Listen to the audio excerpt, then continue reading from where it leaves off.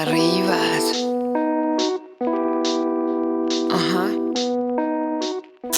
Buongiorno Italia, benvenuto in salotto di Singano. Oh zingaro, voglio vivere come te. Finalmente è arrivata sta puntata, dirai. Allora, da tempo molti tu mi avevano chiesto di parlare dell'impianto fotovoltaico di Pulmin, dell'impianto elettrico di Pulmin. Certo, premettiamo subito che le mie conoscenze nel campo sono molto scarse. Ripeto, io ho altri interessi, ho altre passioni. Questo camper è la mia casa, diciamo, è la mia tana dove coltivare le mie passioni, eccetera eccetera. Però non è che io sia un esperto di elettronica, di camper, bomboloni GPL, quelle cosine là, no? Quindi questo ricordiamocelo sempre. Sbando alle ciance, iniziamo subito. La cosa che salta principalmente all'occhio di Pulmin sono queste due mini cabine del telefono. Tu mi dirai cosa sono. Questi sono dei regolatori di carica. Come puoi vedere c'è scritto MPPT.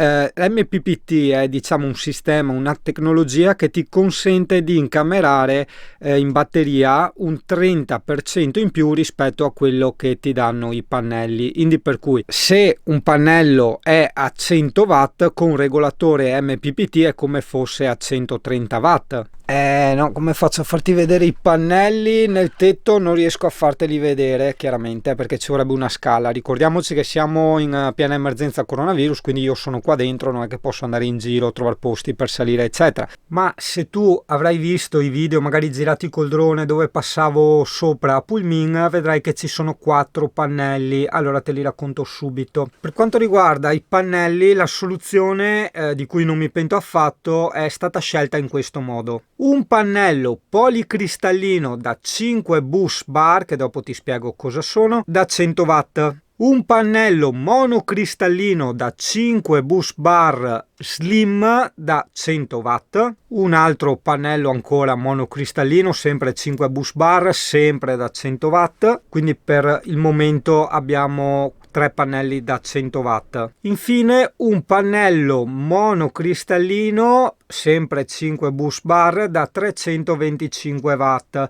Sommando il totale di questi pannelli e aggiungendo il 30% dei due regolatori MPPT da 30 A l'uno, abbiamo una somma superiore agli 850 watt. Tu mi dirai cosa sono i bus bar, me l'aveva anche spiegato Robert quella volta che me li aveva montati. Allora, il bus bar te lo spiego molto ignorantemente, dopo spero venga fuori qualcuno nei commenti che ne sappia di più per darti un'informazione un po' più tecnica. Però per chi non ne sa assolutamente niente è comunque importante capire che più bus bar, ossia più quelle lineette cromate, diciamo, che trovi nei pannelli ci sono, e meglio è, ossia il pannello carica molto di più, ok? Qui sui pannelli di Pulmin ce ne sono addirittura 5 per cella dovrebbero essere. Io adesso, ripeto, non ti sto spiegando i sistemi degli impianti fotovoltaici, cosa sono i pannelli, come funzionano eccetera, ma ti sto descrivendo cosa c'è dentro a Pulmin, che è quello che mi era stato chiesto, hai capito? Quindi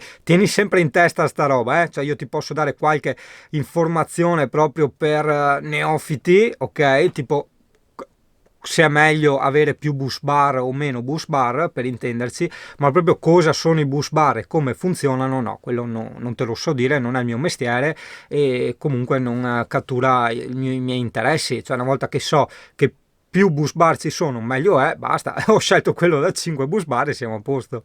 Adesso è un problemino con l'inverter, perché allora questo è un inverter, diciamo, si utilizza anche in alcune abitazioni o appartamenti, no? In quanto è stato studiato per rimanere acceso e in funzione anche con grossi carichi 24 ore al giorno tutti i giorni, hai capito? Quindi il problema di questo inverter è che io non ho e non so perché non c'è scritto nell'inverter, ma di sicuro c'era scritto nella scatola e nelle istruzioni che io non ho più, la marca e il modello. Io ti so solo dire che questo è un inverter ibrido sinusoidale onda pura quarzato 12 volt da 1000 watt. Perché 1000 watt mi chiederai tu?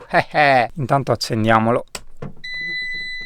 tac, così fa un po' di luce. Allora, praticamente su Pulmin, come forse già sai, è stato creato un sistema ibrido di pannelli, ossia da 12 volte e 24 volte, però è stato scelto di scendere a 12 volte con un impianto a 12 volte, no? Questo perché non si poteva avere sia il 12 volte che il 24 volte con un impianto a 24, mentre era possibile il contrario, no? Quindi è possibile avere un impianto a 24 volt con dei pannelli a 12 volt. Un inverter da 1000 watt è ben più che sufficiente per tutto il massimo dei miei carichi, no? Quindi le mie esigenze vengono coperte decisamente alla grande. Come avevo già anticipato, mi pare nel video precedente o in 2 video precedenti, sarebbe stato magari carino mettere il climatizzatore sotto inverter, però il 1000 watt non lo tiene, ok?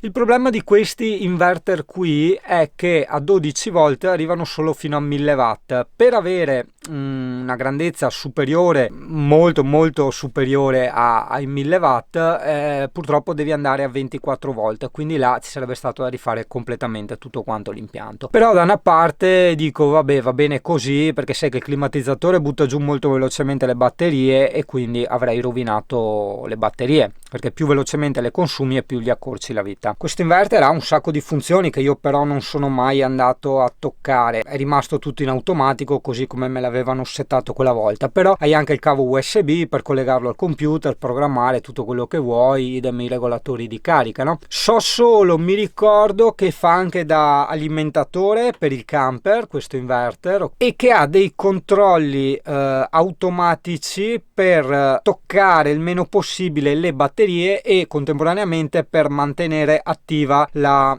disponibilità, la fruibilità dell'energia elettrica anche in situazioni dove c'è molta richiesta, ad esempio. E questo esatto, ho avuto modo di sperimentarlo con i fatti, esatto. Quella volta che siamo andati nell'area camper, no?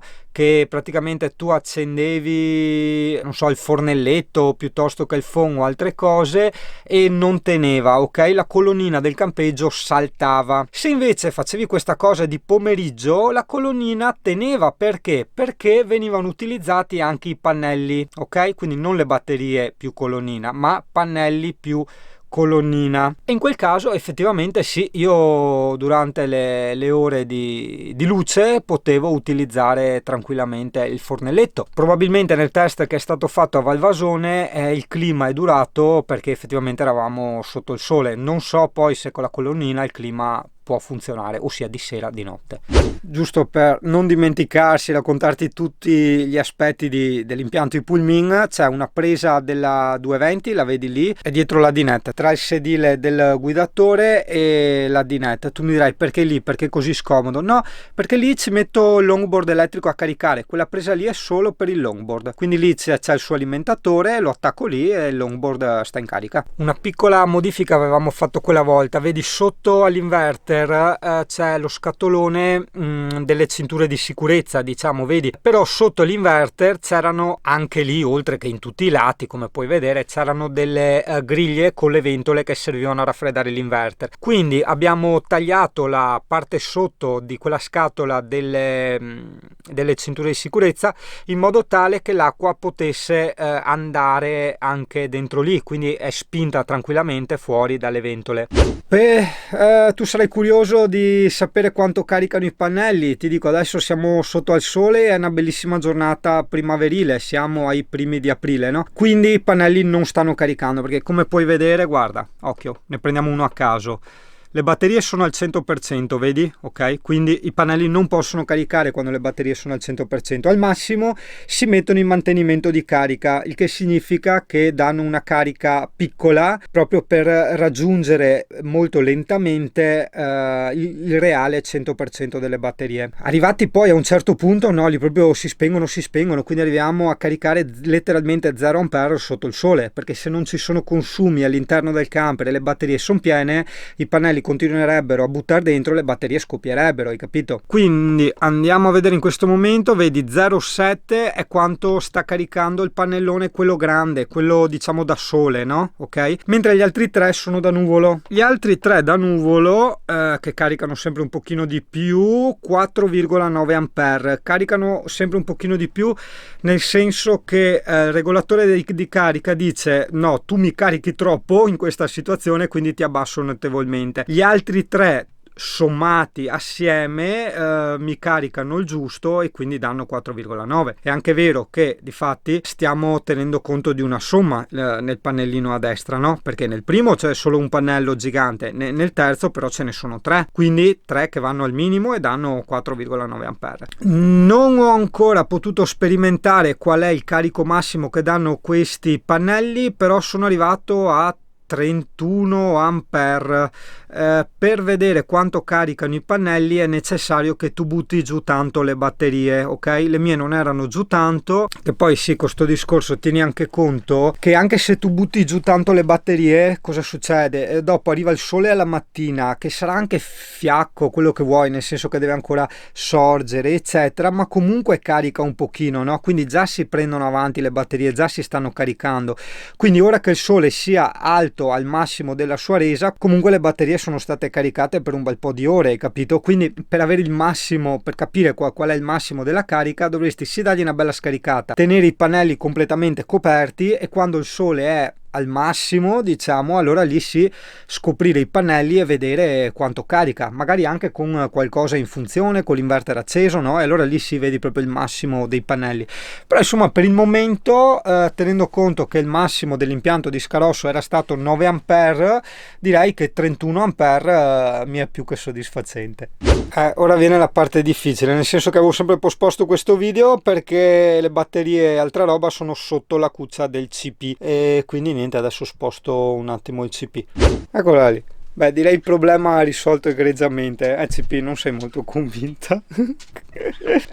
2 secondi CP, 2 secondi, porta pazienza. Allora, eccoci qua Italia, sotto la cuccia del CP, perdona il ritardo, ma ero andato a fare un po' di pulizia che era pieno di peli.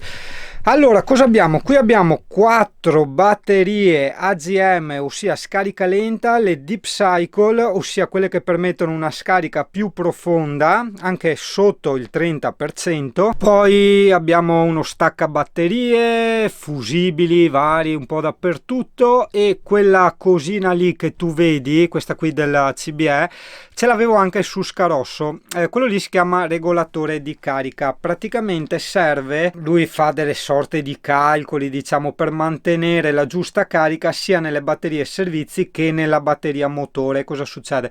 Se io ora accendo tanto l'autoradio, no, nella batteria che è collegata alla batteria motore, mi va parecchio giù. Lui rileva che la batteria motore è un tot di percentuale più bassa di quelle di servizi, allora inizia a caricare anche la batteria motore. Però attenzione, la batteria motore in realtà non viene caricata dai pannelli come molti credono, viene caricata dalle batterie servizi, quindi le batterie servizi danno corrente alla batteria motore perché si ricarica. Dopo a loro volta le batterie servizi vengono caricate dai pannelli, ovviamente, ok? Però non è vero che i pannelli caricano la batteria motore, ok? Quindi ricordiamoci sempre sta roba. Il tutto è abbastanza cablato bene, tutto bello ordinato, sotto c'è solo una borsa con i Moon Boot, un termo, però tieni anche conto che sotto questa panca ci sono le prese tutte sotto lì, le prese sotto anche lì, sia qua che qua, e poi con Mirko vedi gli avevamo messo quelle 2 presette lì d'aria, hai capito, attaccate al termo. Eccolo là, vedi, termo, presette, presette, termo, termo, presette. Poi vedi escono i cavi da lì e vengono collegati all'inverter. Poi da dietro vedi quella cosa lì turchese, c'è il cavo della corrente del 220 che è quello che va dall'inverter alla presa della corrente. Sì, come puoi vedere qui c'è la presa della corrente, e nella puntata che era stata girata con Mirko si faceva vedere come abbiamo fatto sotto il tavolo. Vedi che ci sono tutti gli hard disk, gli hub eccetera. Sì, e soprattutto questo bellissimo giocattolo che non è solo un passacavi, non è solo un hub di ricarica, ma è un vero e proprio hub USB con il lettore anche di schedine, che io vado da Dio a scaricare la fotocamera e la GoPro. Per scelta mia, sia il climatizzatore che il forno elettrico, che brutto che è da vedere ancora Pullman tutto smontato, non sono stati collegati all'inverter, ok? Quindi climatizzatore e forno vanno solo ed esclusivamente con la colonnina esterna della corrente, oppure con il generatore GPL integrato, che è quello lì. Boia ragazzo, sto approfittando di pulire sotto la cuccia del CP dove ci sono le batterie, ho spenellato, ho rimesso tutto a nuovo, ma con sta spazzola, cioè come pulisce anche l'Alcantara, è una roba incredibile. È quella che avevo trovato quella volta in omaggio al Brico. Praticamente sono spazzole dure, non come quelle della scopa, più dure ancora. Io con questa vado da Dio anche a spolverare i tappetini davanti, cioè è di una praticità estrema, cazzo, te la straconsiglio. Non so dove la puoi prendere, però insomma ti ho descritto le setole come sono. E poi il solito discorso, il pennello, io con questo, cioè sarà che ho anche il cane, quindi polvere e peli in ogni angolo a 1000, io con un pennello da pittori vado da Dio. Tu non hai la minima idea di quanto veloce e bene riesco a pulire con ste due cacchio di robette. Cioè, dopo aver provato gli aspiratori della Black & Decker di tutti i tipi, ragazzo, no, questi pensa che addirittura adesso, aspetta, perché andiamo fuori tema, devo chiudere la puntata. Appena preso Pullman, tra gli accessori c'era l'aspirapolvere integrato, c'era una presa a muro dove tu attaccavi il tubo e lì c'era l'aspiratore in un gavone. Io quello l'ho regalato a Michele, ci ho detto mai userò l'aspirapolvere, soprattutto così mi sono liberato anche un gavone che ho trasformato nel gavone degli attrezzi, dove ho messo la cassetta degli attrezzi, tutti gli siliconi, gli spray, tutte le cose. No, più che soddisfatto. C'è scopa, pennello e spazzoletta e via. Ciao Italia.